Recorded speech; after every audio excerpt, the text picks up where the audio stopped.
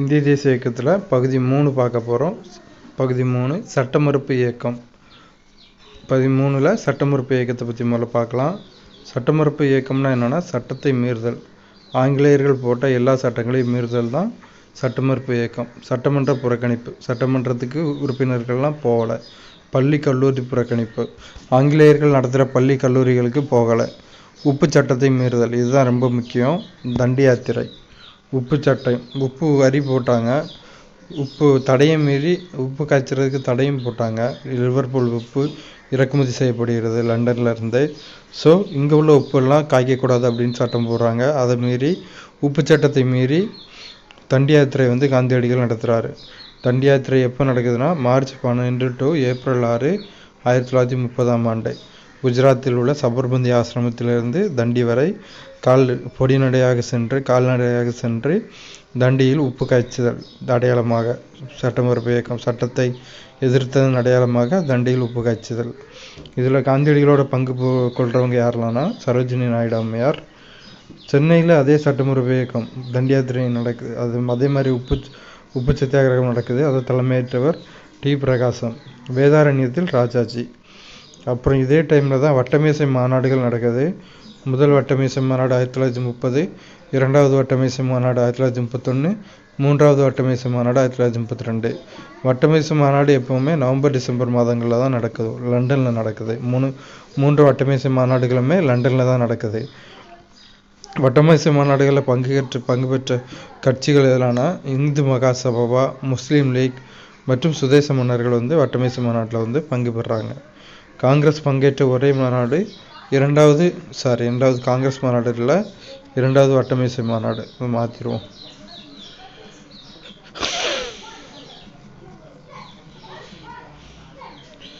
காங்கிரஸ் பங்கேற்ற ஒரே வட்டமேசை மாநாடு இரண்டாவது வட்டமேசை மாநாடு. காந்தி அண்ட் இர்வின் ஒப்பந்தம் இரண்டாவது வட்டமேசை மாநாட்டுக்கு முன்பாக ஒப்பந்தம் போடப்பட்டது 1931. முதல் வட்டமேசை மாநாடு தோல்வியில் முடியுது. காந்தியடிகள் முதல் வட்டமேசை மாநாட்டில் பங்கு பெறல. ரெண்டாவது வட்டமேசை மாநாட்டுக்கு முன்னாடி இர்வின் ஐயா காந்திஜியை கூப்பிட்டு,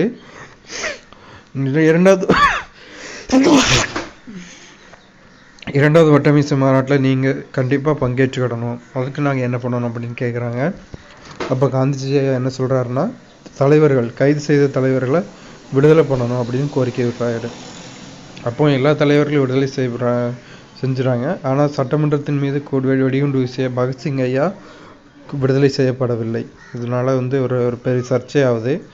1931 கராச்சி காங்கிரஸ் மாநாடு. அந்த மாநாட்டின் தலைவர் வல்லபாய் பட்டேல்.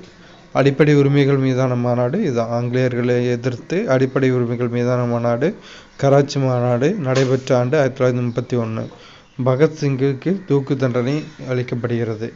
வின்ஸ்டன் சர்ச்சில் இந்த டைமில் காந்தியடிகளை பற்றி என்ன சொல்கிறாருன்னா, அரை நிர்வாண பக்கிரி அப்படின்னு காந்தியடிகளை வின்ஸ்டன் சர்ச்சில் விமர்சனம் பண்ணுறார்.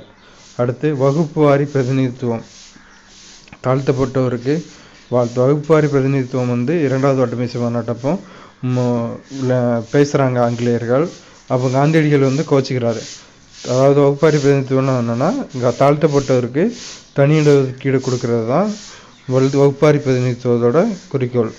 அதை காந்தியடிகள் இது நான் கேட்கவே இல்லையா அப்படின்னு சொல்லி வெளிநடப்பு செஞ்சுறாரு. சட்டமறுப்பு இயக்கம் மீண்டும் ஆரம்பமாகுது. நிறுத்தி வச்சிருந்த காந்தியடிகள் நிறுத்தி வச்சிருந்த சட்டமறுப்பு இயக்கத்தை திரும்பி ஆரம்பிக்கிறார்.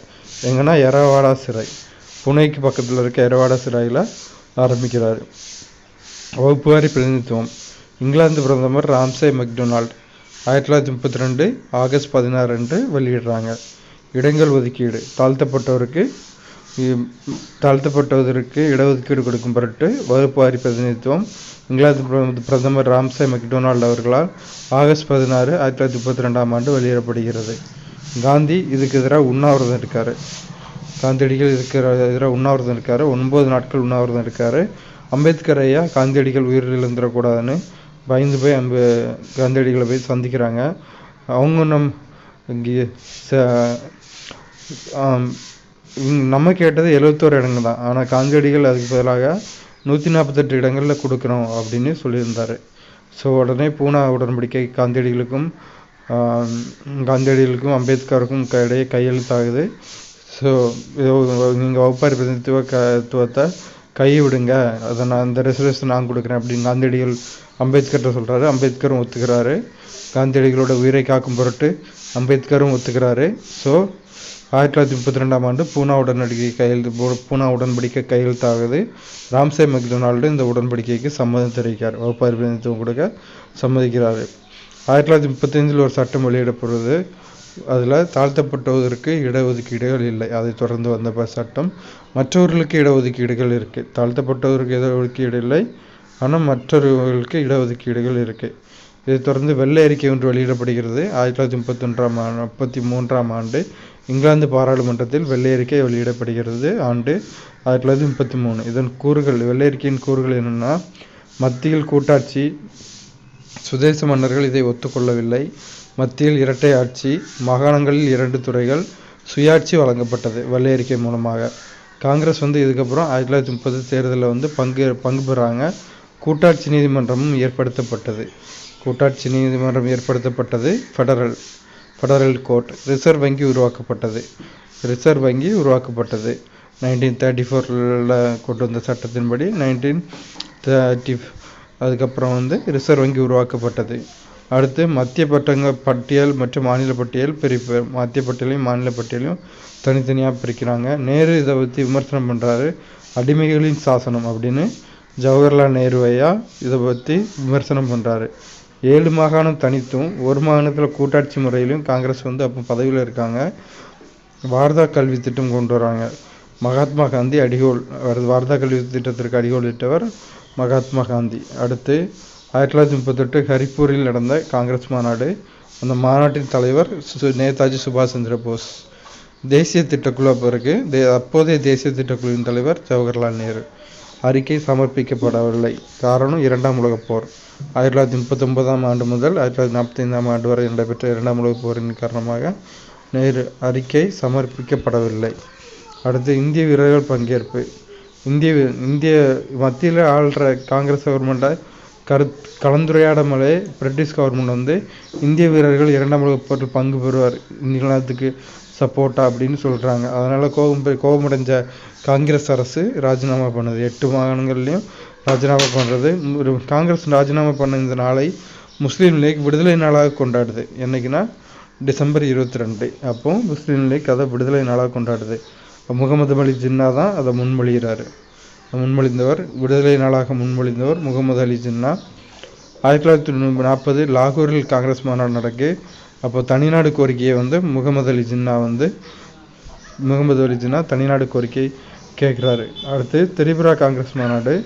சுபாஷ் சந்திர போஸுக்கும் பட்டாபி சீதாராமையா ஐயாவுக்கும் தலைவர் பதவிக்கான போட்டி நடக்குது. காந்திஜி சார்பில் பட்டாபி சீதாராமையாவும் எதிர்த்து நேதாஜி சுபாஷ் சந்திர போஸ் ஐயாவும் நிற்கிறாங்க. நேதாஜி தான் வெற்றி பெறாரு. பட்டாபி சீதாராமையா தோல்வி பெறாரு. காந்தியடிகள் கோச்சிட்டு மாநாட்டை விட்டு வெளிநடப்பு செய்கிறாரு. நேதாஜி காந்தியடிகள் கோச்சிக்கிட்டதுனால பதவியை ராஜினாமா பண்ணுறாரு. 1939ஆம் ஆண்டு நேதாஜி திரும்ப அதிலிருந்து பிரிஞ்சு ஃபார்வர்ட் பிளாக் அப்படின்னு ஒரு கட்சியை ஆரம்பிக்கிறாரு. 2ஆம் உலகப் போர் டைமில் ஒவ்வொருத்தரும் ஒவ்வொரு கருத்துக்கள் வச்சுருக்காங்க. காந்திஜி, நேருஜி, நேதாஜி 3 பேரும். நேதாஜி இந்த டைமில் நம்ம போர் தொடுக்கணும், இங்கிலாந்து கவர்மெண்ட் மேலே அப்படிங்கிறாரு. இவங்க 2 பேரும் வேண்டாம் அப்படிங்கிறாங்க. ஸோ வெவ்வேறு கருத்துக்கள் அந்த டைமில் 3 பேர் மத்தியிலையும் இருக்குது. காந்திஜி, நேருஜி அண்ட் நேதாஜி.